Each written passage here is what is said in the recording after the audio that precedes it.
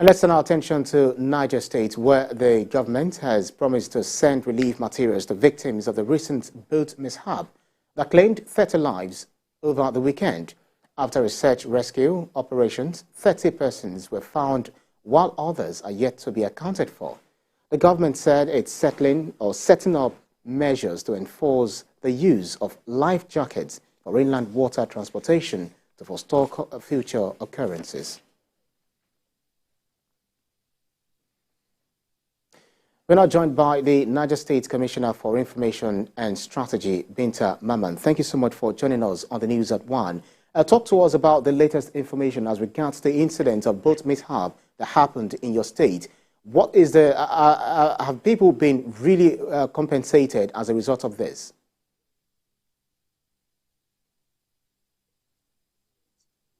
Hello, good afternoon. Sorry, please, can you repeat your question? I was trying to find out the latest information as regards the boat mishap that happened in your state. What is the situation for the people, especially the family, the bereaved families? The incident happened just like you have said some few days ago, precisely last week Sunday, and it was a very pathetic situation where we lost about 30 people in the boat mishap. Honestly speaking, at the moment, the government is trying to send a delegation to that community to condole with the family and the community where the mishap took place. And also the government of Niger State has also improvised and is trying to, get a proactive measure so that this don't occur again by providing the community with a life jacket. I want to believe if life jackets were used by the passengers, maybe the loss will have been lesser. And again, in collaboration with the Ministry of Information, to see that they enforce the use of life jacket by every passenger that is boarding that boat. Right. One would wonder why we usually have to resort to fire brigade approach, being reactive rather than being proactive. This wasn't the first time this had happened, especially in the northern parts of the country. And the fact that there must be regulatory authorities who are ensuring that people are following the rule of law in terms of safety. What exactly do you think the government is doing? Is anyone being made accountable for this boat mishap? Who is not doing their due diligence in this regard?